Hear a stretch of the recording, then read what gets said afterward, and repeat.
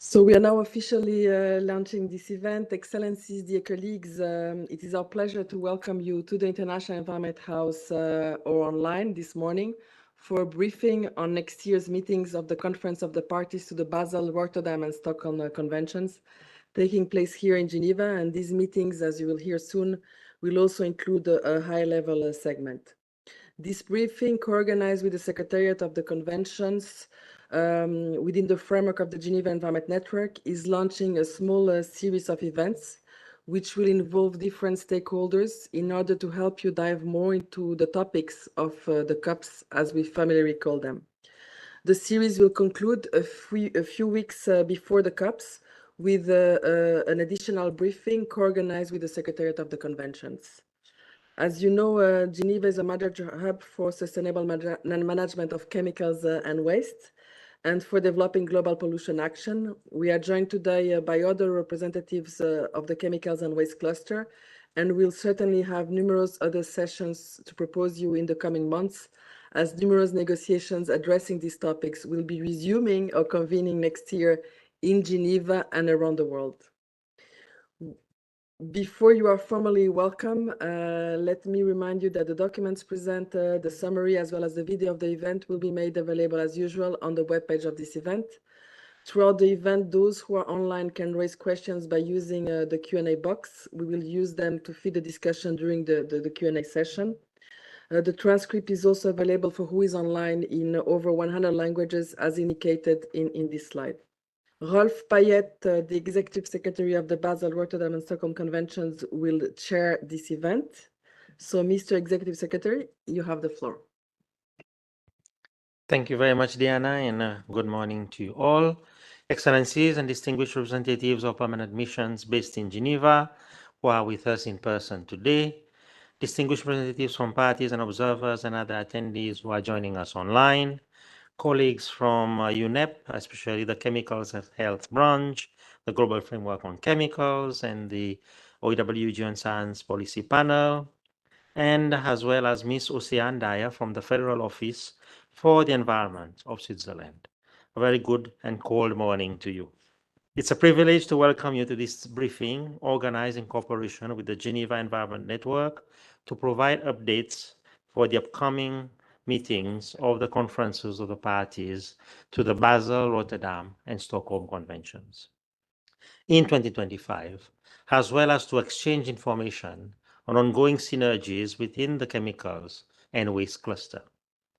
This briefing comes on the heels of the 5th session of the INC, mandated to develop an internationally legally binding instrument on plastic pollution, including in the marine environment, which, as you know, despite the momentous efforts of member states to conclude their work in Busan, was adjourned a few days ago and will resume its work in 2025. In Busan, I was delighted to witness firsthand the strong commitment of parties to ensure that this new instrument will build on the strong foundation provided by the 3 conventions to address plastic pollution and bring the international community efforts to the next level. Indeed, we are nearing the last stretch of our preparations for the next meetings of the Conference of the Parties, which will be taking place in just over 4 months. There have been substantial work under the 3 conventions during the intersessional period, and the agenda before the parties looks really full. The meetings will also include a high-level segment, which we hope will further raise the global level of visibility of the work under the 3 conventions. We will also share with you some updates on the status of our ongoing preparations, which will be carried out under the valuable guidance of our 3 bureaux, as well as information on key agenda items. While we have seen tangible progress, there remains much to be done, and even new challenges ahead, such as the emergence of new chemicals, the growing complexity of supply chains, and the continued rise in the volumes of waste and specific waste streams.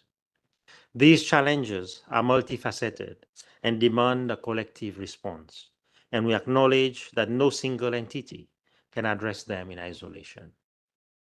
With the presence today of our colleagues from the UNEP, including the Chemicals and Health Branch, the Global Framework on Chemicals Secretariat, and the OEWG Science Policy Panel Secretariat. We do have the opportunity to exchange information on ongoing cooperative efforts and developments to contribute to the effective implementation of the Convention. Needless to say, the engagement of all our parties and partners is particularly important in advancing the objectives of the three conventions. Let me take this moment to acknowledge the strong commitment of our parties and the three bureaux, as well as the tireless efforts and expertise of our partners in navigating this journey towards the sustainable management of chemicals and wastes. Allow me to also acknowledge the continued support of our host government, the government of Switzerland, for their significant contributions to enable the implementation of the work under the conventions, as well as the successful organization of the meetings. With these remarks, I look forward to our deliberations and to hearing from you, as well as engaging with you during this meeting. With those few words, I thank you.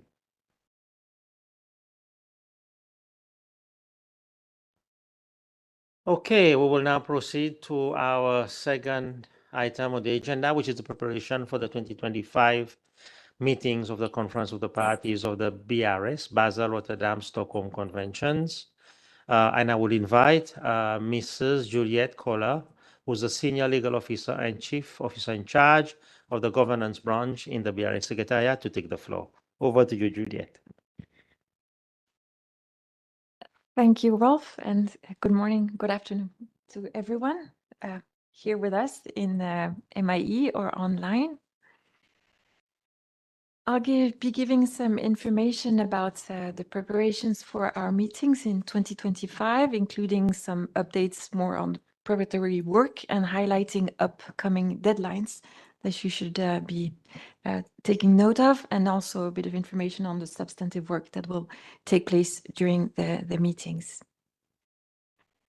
So first of all, in terms of highlights, this will be the 17th meeting of the Conference of the Parties to the Basel Convention and the 12th meetings of the Conferences of the Parties to the Rotterdam and Stockholm Convention. The meetings are convened in Geneva at the CICG from 28 April to 9th of May, with pre-meetings on the 27th of April. And this time, as we have normally every 4 years, there will be a high-level segment.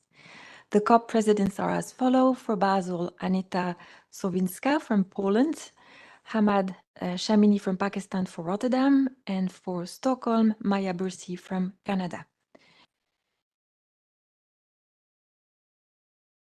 So we have already sent out the invitation letters to the parties, inviting registration by the 24th of January 2025. There's a novel element this time round. We're using an electronic registration system, which should be activated on the 16th of December.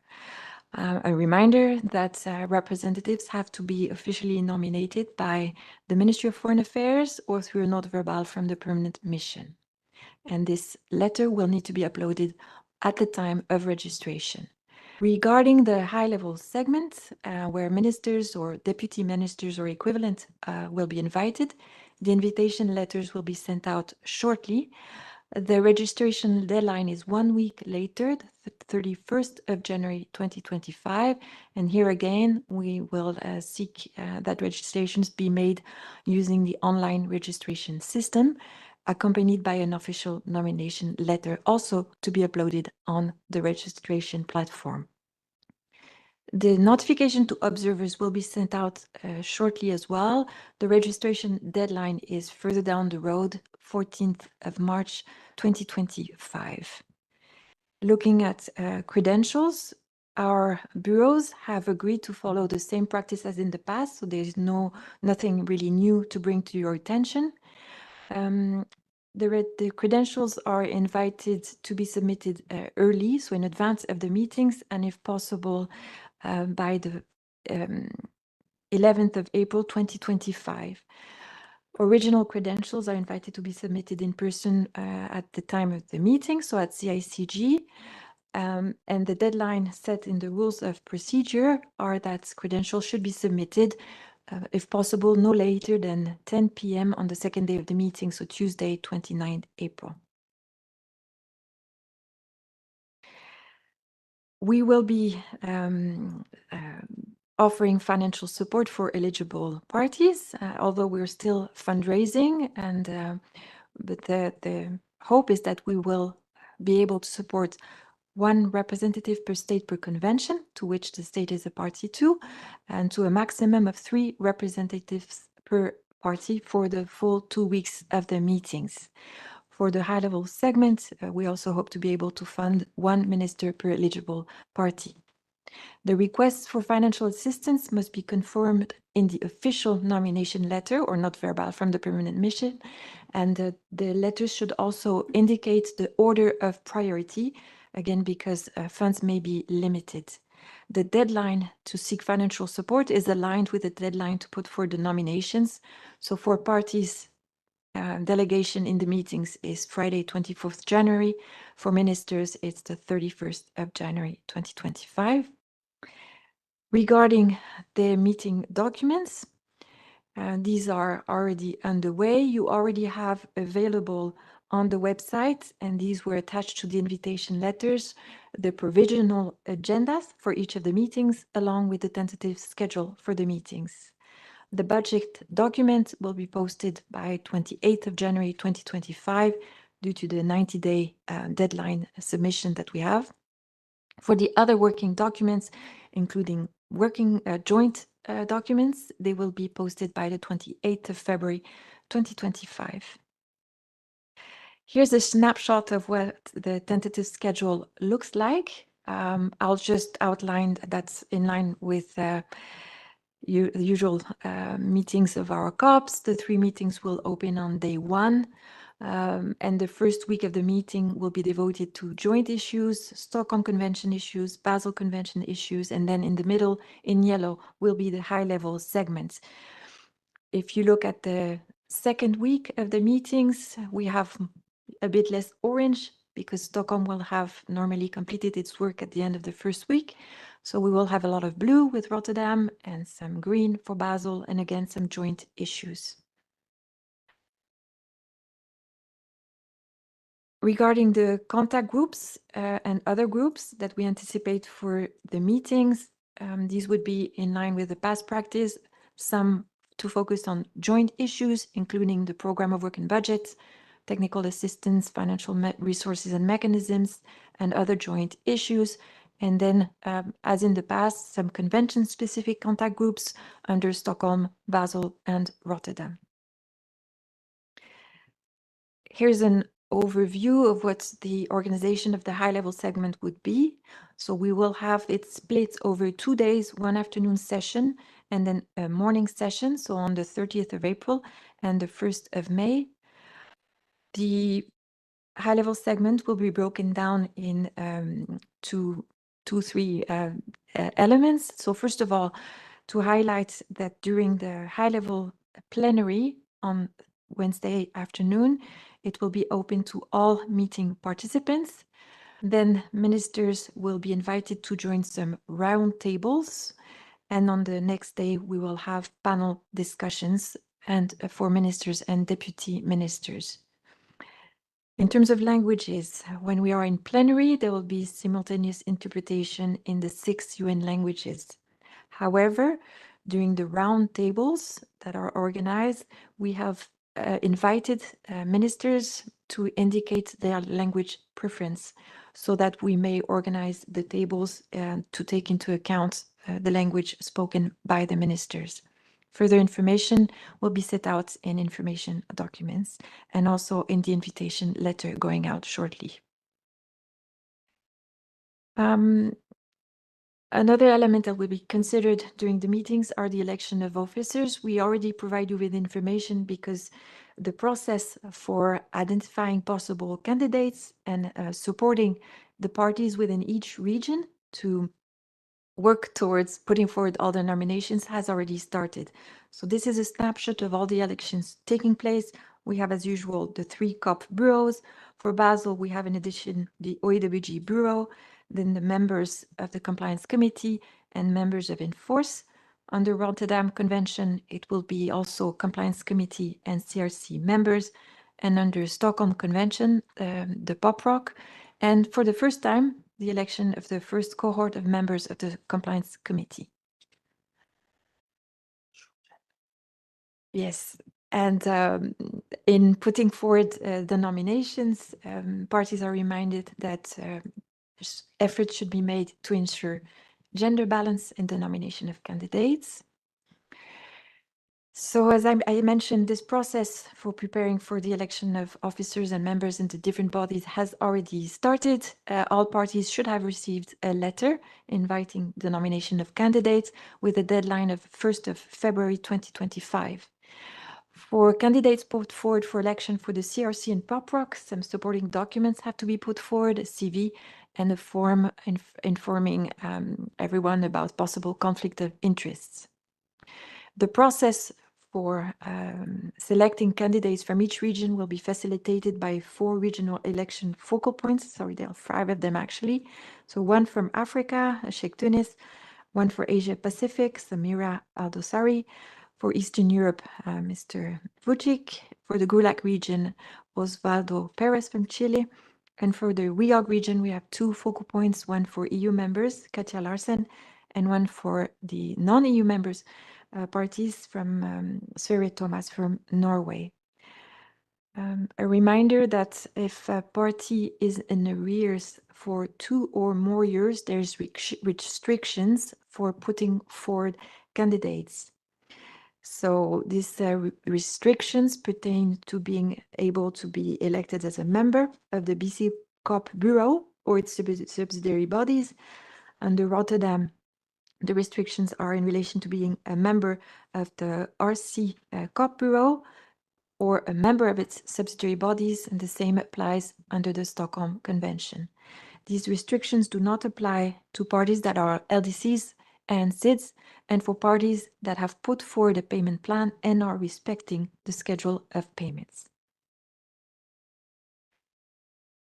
The theme of the conference of the parties and the related events are make visible the invisible, sound management of chemicals and wastes, and we are organizing a whole line of events to indeed bring visibility to the work of the conventions.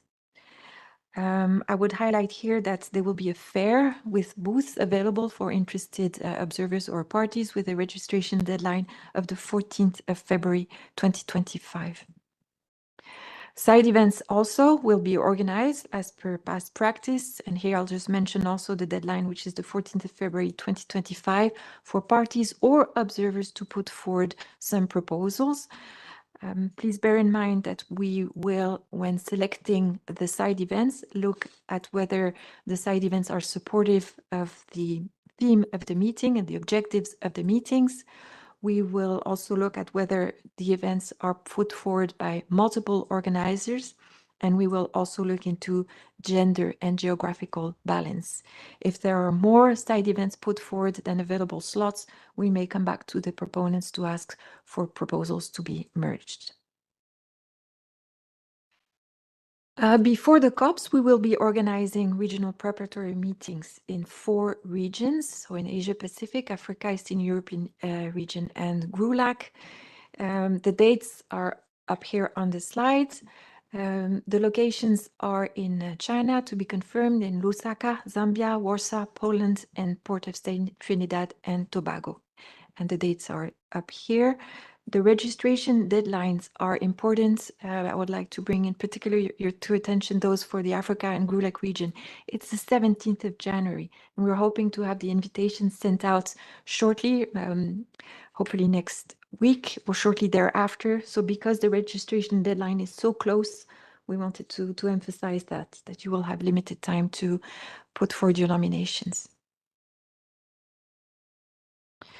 Looking at now the agenda items, and I'll be just very quick about the main issues. In general, as in the past, we will have agenda items to further the implementation of the conventions, and we will have also proposals to further develop the conventions. So I'll just focus on these. For the Basel Convention, we have 2 amendments proposals before the COP, one about Annex 4 to the convention, which pertains to the disposal operations, and one from the Russian Federation pertaining to paragraph 2 of Article 6 of the Convention on the PIC procedure. Under the Rotterdam Conventions, their amendment proposals are about adding new chemicals to Annex 3. So there are 4 new chemicals before the COPs for chlorpyrifos, methyl bromide, mercury, and paraquat, and 6 returning chemicals. And finally, under the Stockholm Conventions, we have 2 types of amendments proposals before the COP. First one is the listing of chemicals in Annex A, B, or C. The chemicals are chlorpyrifos, so the same chemical as for Rotterdam, but also long-chain perfluorocarboxylic acids and related compounds, as well as chlorinated paraffins. And then there's a proposal from Ethiopia to amend Annex A to include an additional specific exemption for the use of UV 328 that was listed by COP 11, and this amendment will enter into force in February 2025. I'll skip the joint issues, and just to finish, a slide about the upcoming briefings. So we will be providing you with more information. Early March, we will be holding 4 webinars online so that everyone can join us on the substantive issues under discussion under Basel, Rotterdam, Stockholm, and then a specific one on the programs of work and budget for the 3 conventions, and these will be in English only. Mid-March, we will have with Jen the 2nd permanent mission briefing. And finally, late March, another webinar organized online, this time in English, French, and Spanish, to give you the latest information on the organization of the COPs. This completes my presentation. Thank you. Thank you very much, Juliet.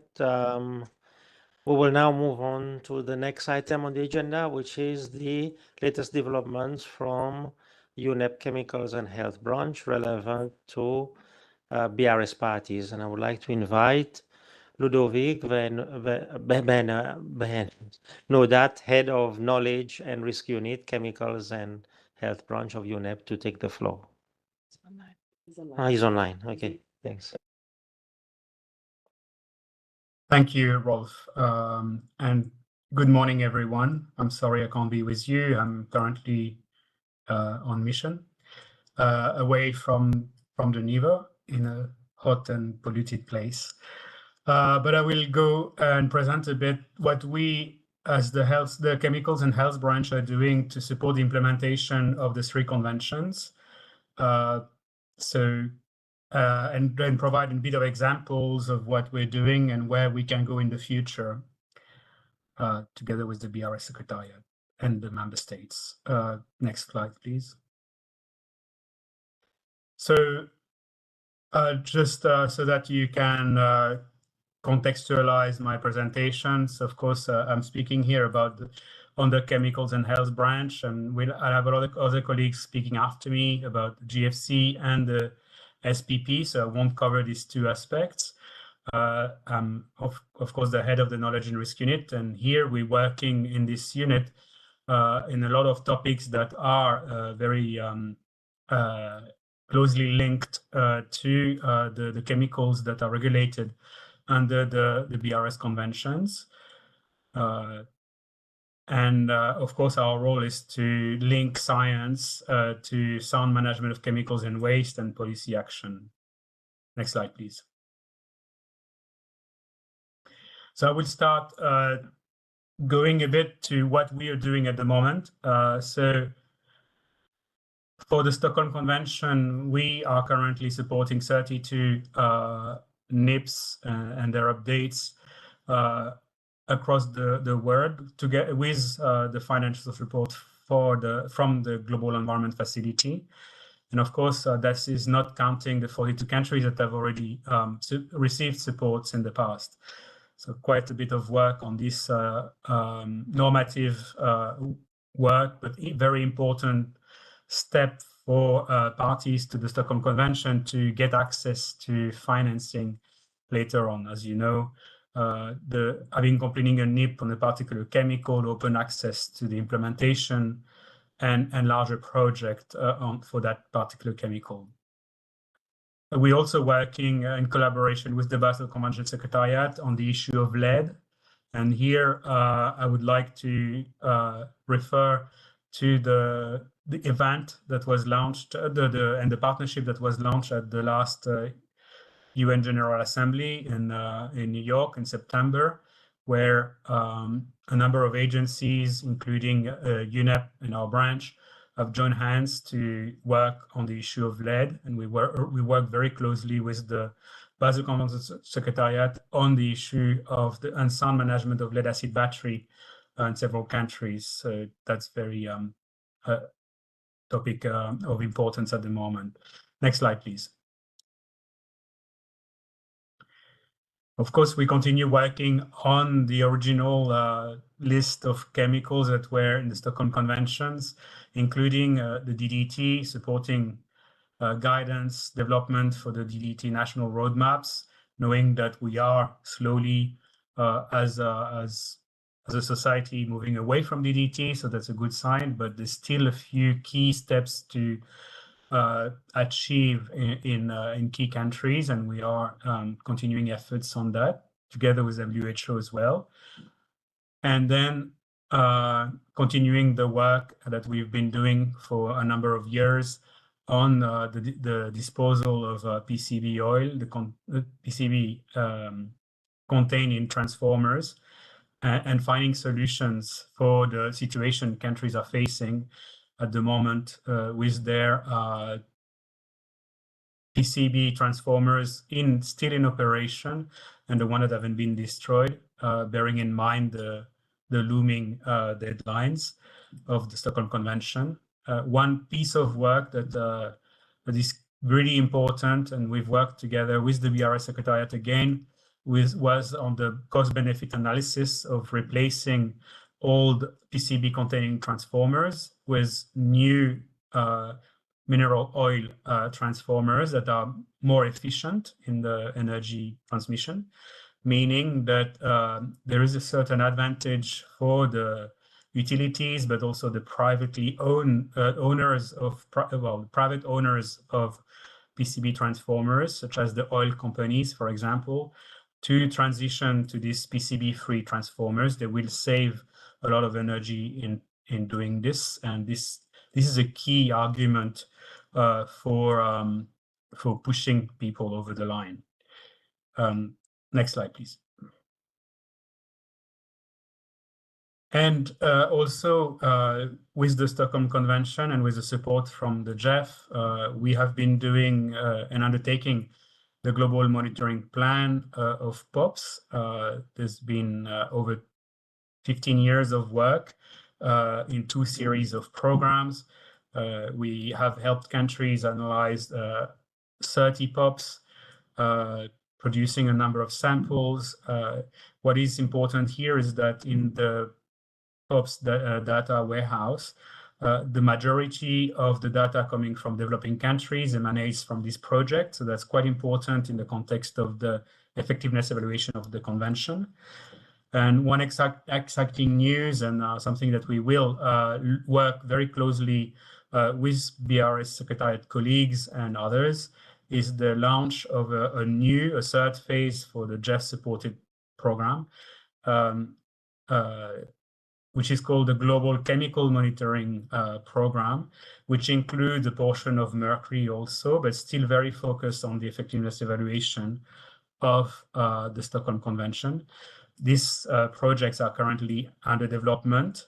The major challenge compared to the previous sets of projects is that we are really regionalizing the work, building on the regional capacity for managing these projects through the series of Basel and Stockholm Convention regional centers. that will manage their regional projects, but also identifying laboratories in the regions that can undertake the analysis. So really reinforcing the capacity of countries to generate POPs data. Next slide, please.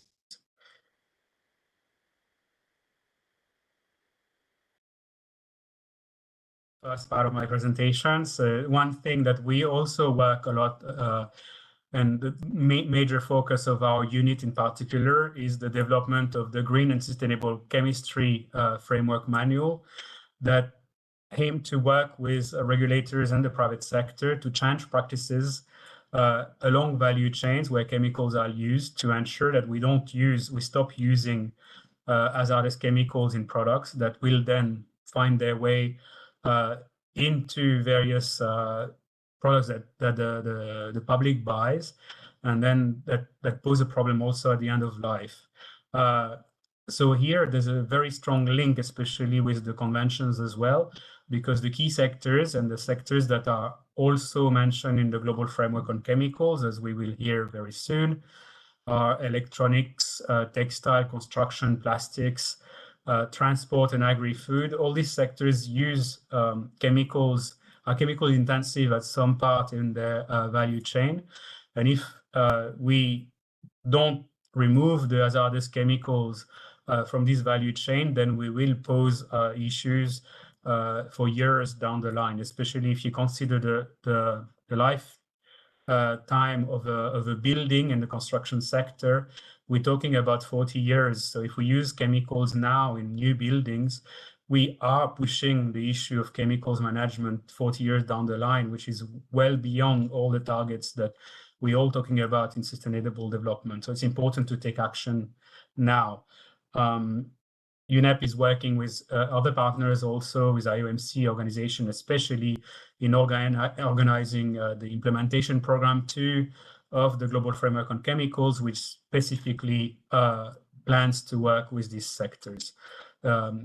And this is very linked to the theme of the BRS COPs this year, because it is exactly these chemicals that are not visible. When you hold a phone, you have no idea that you hold a product that has hazardous chemicals in it. So it's not visible, but then we need to make sure that the public understands the needs to change, to make informed decisions, and industry to also adapt better practices and remove these chemicals that are regulated. Next slide, please.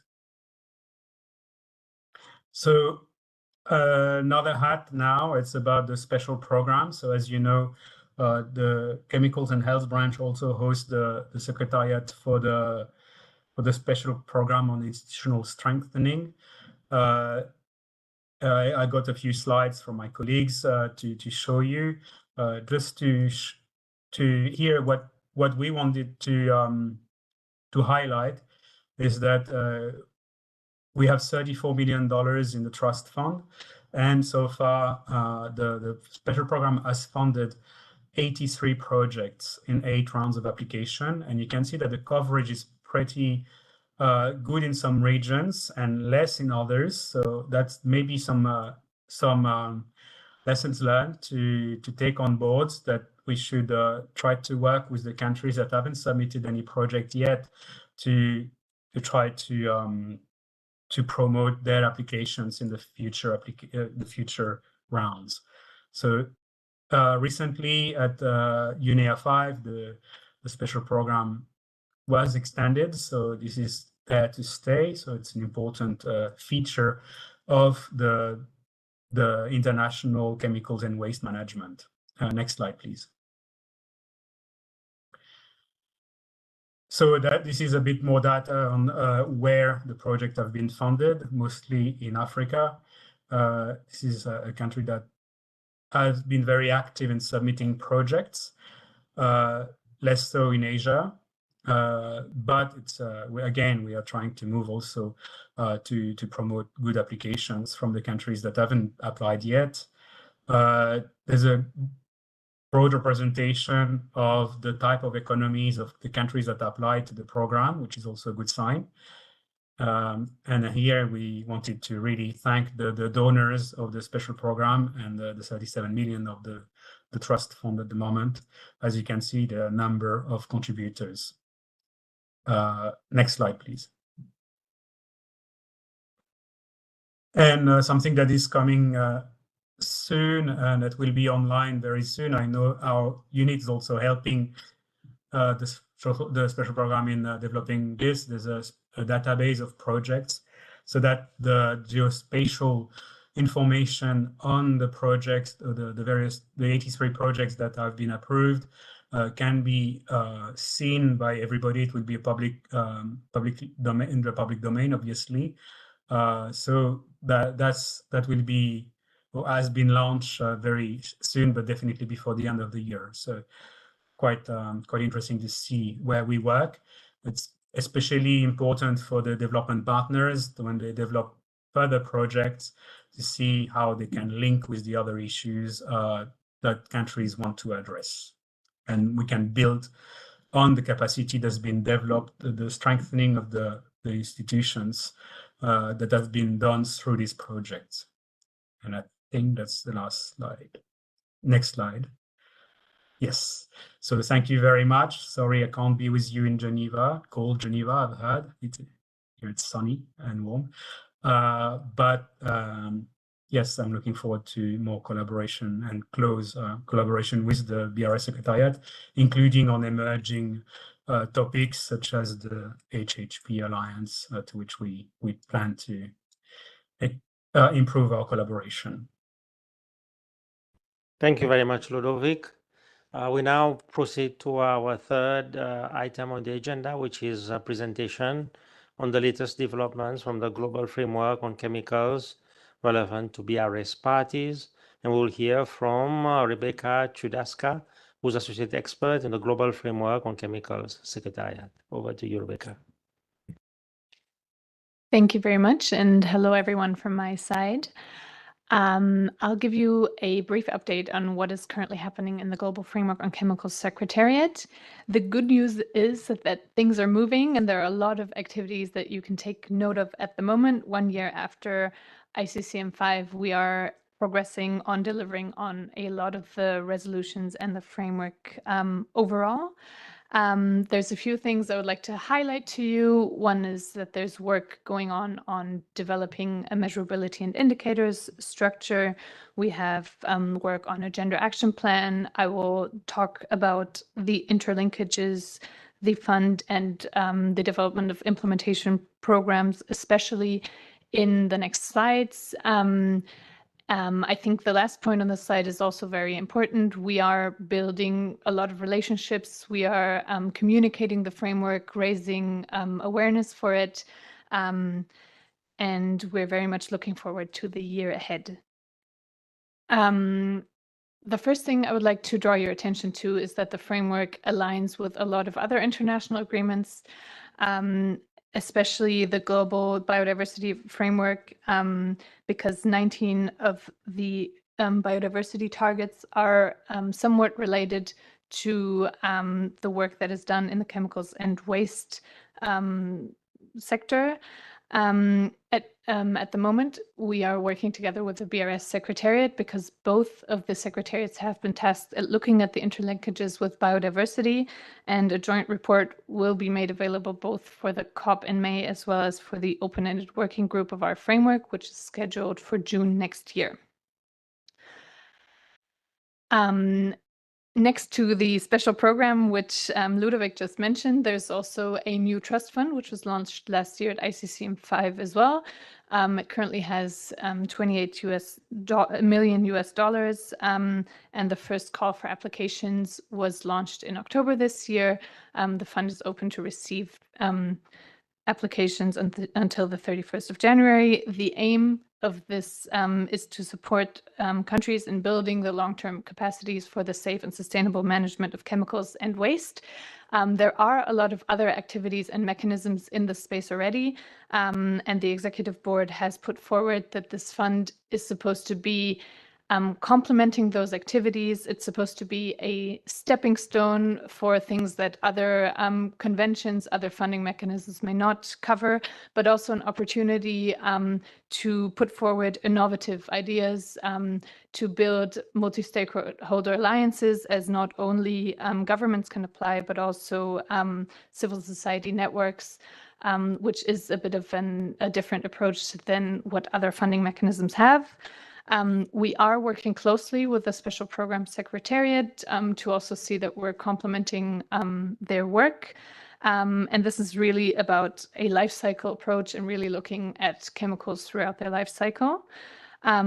I was speaking to the regional centers of the BRS conventions a few weeks ago, because the board has also said that they really want to see the use of established structures to work on what's already there, to use the efforts that countries and regions have already made for the safe and sustainable management of chemicals. We are definitely very excited to receive funds. There's also a link in the presentation for those of you who are interested in finding out more. Ludovic also mentioned implementation programs. So with the support of the IOMC organizations, there's currently a lot of work going on, especially on the first two implementation programs, one on developing national and regional chemical management system, and the other one about chemicals and waste management best practices in the industrial sector. More specifically, there's two events you might want to take note of. One is a webinar, which is taking place next Tuesday, and another one is a workshop that is scheduled for February. And both of them also look at the life cycle. So there's a lot of overlap with POPs and other chemicals and supply chains, but also operationalizing, for example, the Basel Convention. I would also like to talk to you about the road ahead.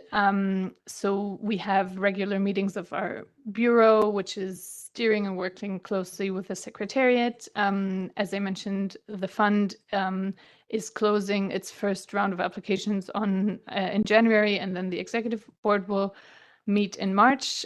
All this is work ahead of the open-ended working group, which is scheduled for June next year. That fits very well within the BRS COP schedule as well, because I think we can complement a lot of the work and use the momentum of both of these. There will be a first international conference under the Global Framework on Chemicals, which is scheduled for Q4 of 2026. And you'll find more information about, or we're currently planning all of this, and you'll find more information soon. Last but not least, as I said on the first slide already, this is really a phase to also raise awareness for the framework, to reach out to new stakeholders. So we're also developing a communications plan. We're working on getting the messages out. We have a new brochure on the strategic objectives and frameworks, as well as a 2-pager, which you're more than welcome to download and use. And there's more information on our website, and feel free to email us on any specific topic. Thank you very much. Thank you very much, Rebecca. And before we give you a chance for questions and answers session, we now have a final presentation for today, and that will be updates on the Science Policy Panel on Chemicals, Waste and Pollution relevant to the BRS parties. And I will invite Tessa Covers, who's joining us online. And Tessa is the Principal Coordinator for the Science Policy Panel, OEWG Secretariat. Over to you, Tessa. Thank you very much, Rolf, and thanks to the GEN and the BRS Secretariat for inviting me to provide an update on the work towards establishing a science policy panel on chemicals, waste and pollution prevention. Next slide. We're currently facing a triple planetary crisis with interlinkages between climate change, biodiversity and nature loss, and pollution and waste issues. And improving the availability of scientific information and assessments can enable more effective and efficient action to minimize and prevent the adverse impacts of crisis, as well as address capacity challenges. Science policy panels have played an important role in doing so at the international level. And when it comes to climate change, we have long turned to the science to inform policymaking to the Intergovernmental Panel on Climate Change that was established in 1988. For biodiversity and nature, we have since 2012 the Intergovernmental Science Policy Platform on Biodiversity and Ecosystem Services, the IPBES. But such a comprehensive global science policy interface has been lacking for pollution, the third pillar of the planetary crisis. And UNEA therefore decided in 2022 that a science policy panel should be established to strengthen the science policy interface for chemicals, waste, and the prevention of pollution. Next slide. So what did the resolution actually say? It decided that a science policy panel should be established to contribute further to the sound management of chemicals and waste and to prevent pollution. Furthermore, it also considers that this panel should be an independent intergovernmental body with a program of work approved by its member governments to deliver policy-relevant scientific evidence without being policy prescriptive.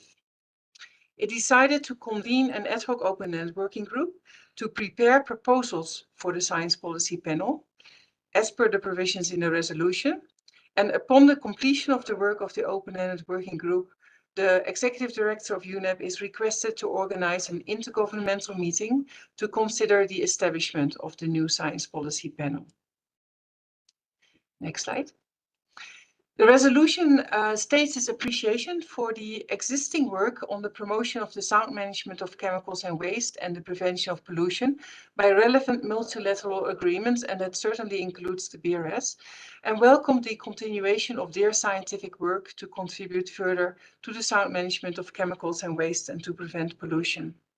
The new science policy panel could support countries in their efforts to take action, and that also could include the implementation of multilateral environmental agreements and other relevant international instruments, promote the sound management of chemicals and waste, and address pollution by providing policy-relevant scientific advice on issues, and that it could further support relevant multilateral agreements and others in their work.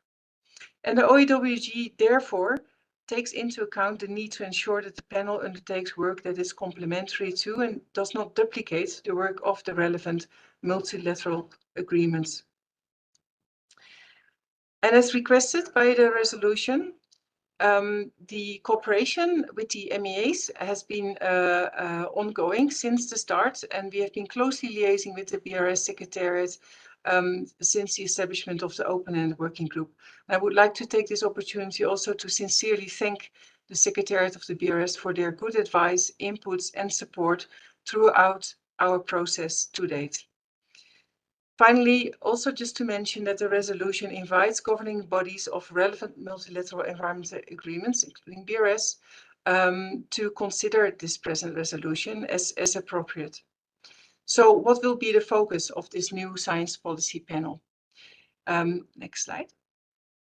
Based on the existing negotiations, the envisioned objective of the panel is to strengthen the science policy interface, to contribute to the sound management of chemicals and waste, and to prevent pollution for the protection of human health and the environment. Next slide. In the UNEA resolution, already 4 principal functions of the panel were listed.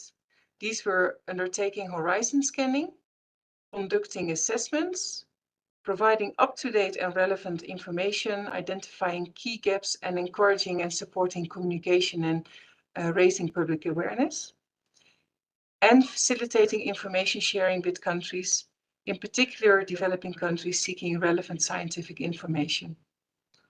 Next slide. And based on the current negotiations in the OEWG process, a fifth function on capacity building has been identified. And the description as it currently stands is displayed on the screen with a focus on integrating capacity building into all functions and the work of the panel to strengthen the science policy interface. The proposals to establish the panel should consider these functions while also respecting the mandates of the relevant MEAs and avoiding overlap and duplication and promoting coordination and cooperation. Next slide.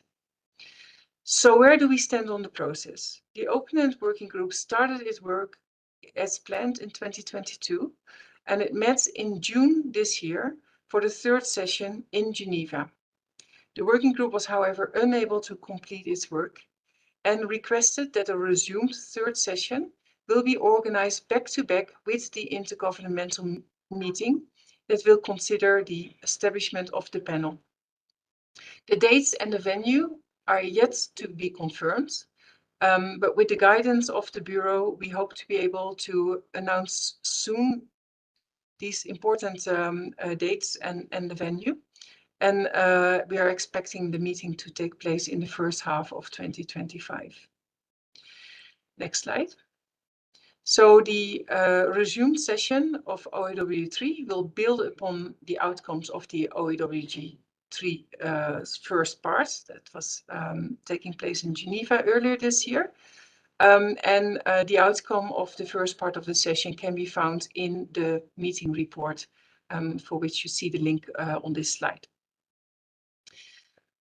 Next slide. The priority of the resumed session will be on the finalization of the foundational document and the draft rules of procedure with associated decisions. The foundational document refers to the collection of proposals on the scope, objective and functions of the panel, the operating principles, institutional arrangements, and the evaluation of the operational effectiveness and impact of the panel. And the draft rules of procedure are also expected to be finalized at the next meeting, as earlier mentioned. And there's various entry points for the MEAs like BRS to engage with the panel once it's been established, ranging from observing the meetings of the governing body of the panel to submitting issues for possible inclusion in the work program through its conferences of the party and information sharing. And of course, the BRS also may wish to consider the outcomes of the panel and the use of its findings once the panel is established and operational. Next slide. So we expect a number of key topics to be further discussed at the resumed session. I've listed them for those of you who are engaged in the process: membership and decision-making, roles of stakeholders, financial arrangements, operating principles and approaches, and the Secretariat. And next slide. The Open-End Working Group Secretariat is currently also discussing further opportunities with the BRS Secretariat to continue our ongoing collaboration, and we will continue providing updates at the conferences of the parties. So we also are seeking opportunities to update you on the further details and where the process stands. This may also include opportunities to engage at the regional level during the regional preparatory meetings, and we identified the opportunity to submit an information document for the BRS COP. Decisions are also underway to possibly prepare a side event at the BRS COP, so please stay tuned for more details on the establishment of a science policy panel at these upcoming events. Thank you very much. Thank you very much, Tessa, for this very informative presentation. And let me highlight that all the presentations will be available on the website of Jen after this session. So you can download and share. And also, there's a lot of information that was presented through all these presentations with deadlines and dates and links. So you may have the chance to explore those. So we've reached the end of the presentations, and I now open the floor for our Q&A session. And I will first start off with our representatives in the room, and then we will see whether there's anyone who wants to intervene who is online. So in the room.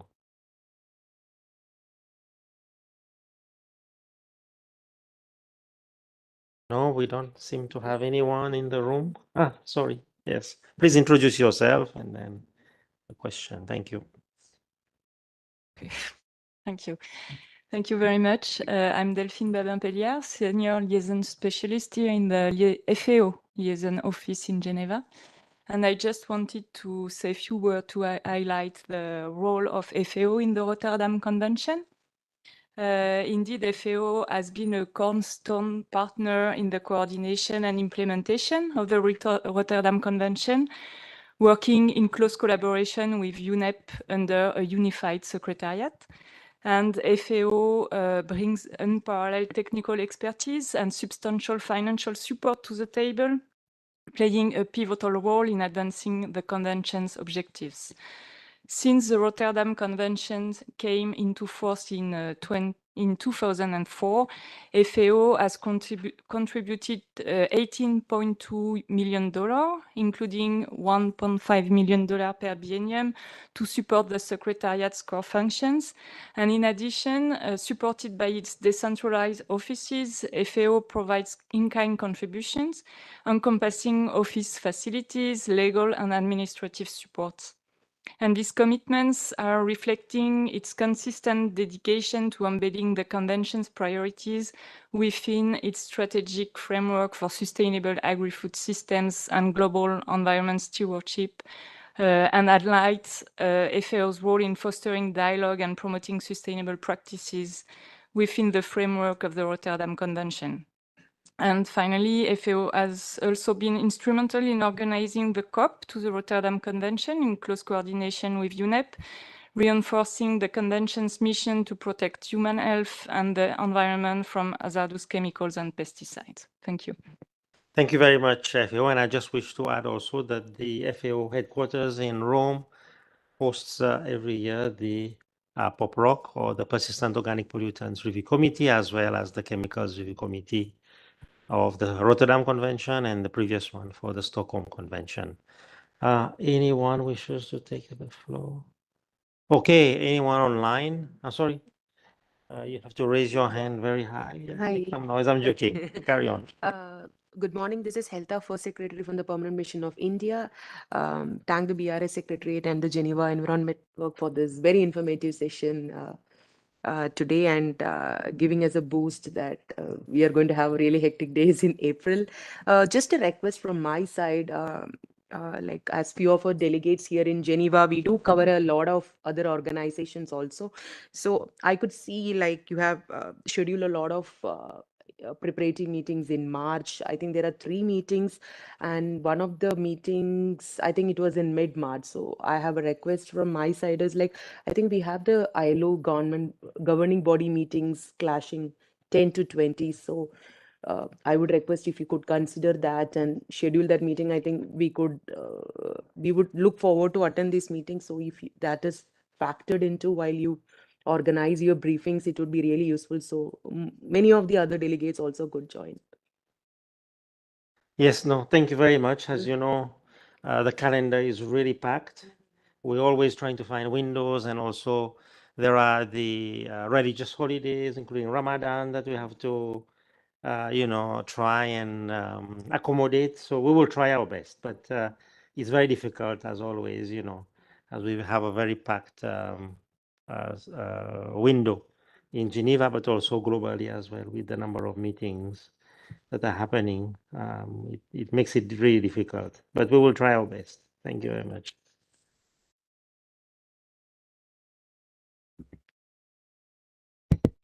Thank you very much. Shannon, Lisa, Chemicals and Waste Youth Platform. And in line with the idea that it's a very busy year next year for chemicals and waste, I have less of a procedural question, but maybe more of an interesting question for each of our speakers, maybe in one word or one sentence. To start off early on the tone and the theme of the 2025 COPs, making visible the invisible. I'm really interested to hear from each of our speakers your personal perspective or priority on a chemicals and waste management issue you think is not receiving enough visibility. Okay, very interesting question. Do I have anyone who presented this morning wishing to take the floor and provide some insights? Juliette? Well, so yes, we were putting forth this theme, which was embraced by the 3 bureaus. So all of Basel Convention, Rotterdam and Stockholm Convention members of the bureau were supportive of the idea. So I think we have general interest and commitment by all the parties to make sure that all the issues that are under the framework of the conventions are given more visibility. So yes, some are usually get more attention because, for example, they are about the further development. So everything that's about amendments usually attracts a bit more attention. But I think what maybe is less visible and deserves as much attention is the actual implementation. So not just looking at the further development, but actually combining this with the actual implementation of what's there. But I think there's equal commitment to everything that falls under the portfolio of the 3 conventions, and it's a broad portfolio indeed. Thank you. Thank you very much. Any volunteers? Well, just to give you my own perspective, as you know, the triple planetary crisis of climate change, biodiversity, and pollution. And while there's been traditionally, obviously for obvious reasons, a lot of emphasis on biodiversity, because I think we can show pictures of forests being destroyed and species maybe disappearing, and climate change now we relate it to floods and whatnot, extreme weather events. Pollution has tended to become only an issue when our city, the air pollution there is so bad, then everybody thinks about pollution, or where the river in our local community is so bad. But we don't realize that these are only tips of the iceberg. We are actually polluting our entire planet. And the problem of climate change and biodiversity is a result of that pollution in a very, very big way, because emissions are coming from polluting activities which create climate change.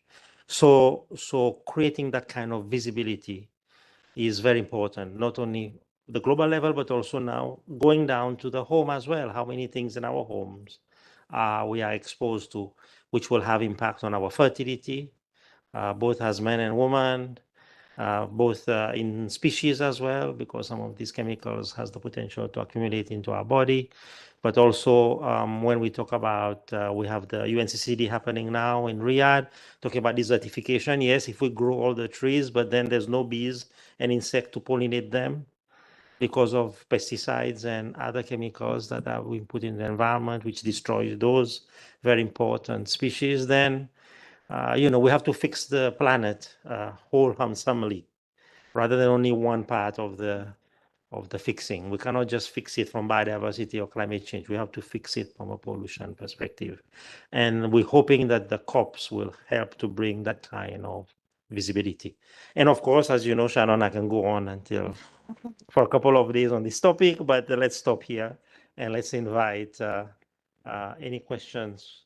Or you would like to add something? Rebecca, add something.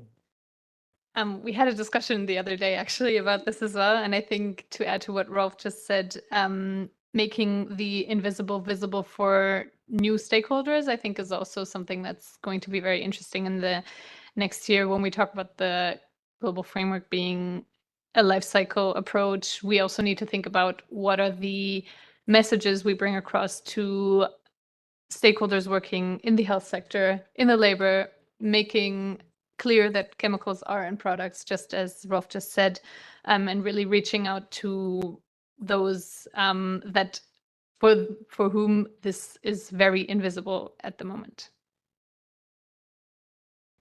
Thank you very much, Rebecca.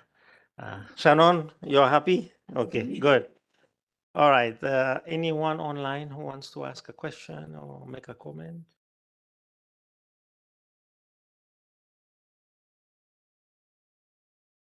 No? Yes, okay. So we can move to the closing. I think we were on time today. Fantastic. So Ocean, if I can invite you, Ocean is the Waste and Chemicals focal point in the Federal Office for the Environment in Switzerland. Ocean Dyer, can I invite you to give us some closing remarks? Thank you. Over to you, Ocean. Thank you very much, Rolf, and thank you all for being here, ladies and gentlemen, and dear colleague. It is a pleasure to address you today on behalf of the Government of Switzerland, a long-standing supporter of the Basel, Rotterdam and Stockholm Convention. And as we bring this insightful webinar to a close, I really would like to thank the organizer, the BRS Convention Secretariat, of course, but also the Geneva Environmental Network for organizing this event and providing a platform for our preparation as a delegate preparing for the BRS COPs to come. This webinar has been a valuable step on the road to the 2025 Conference of the Parties.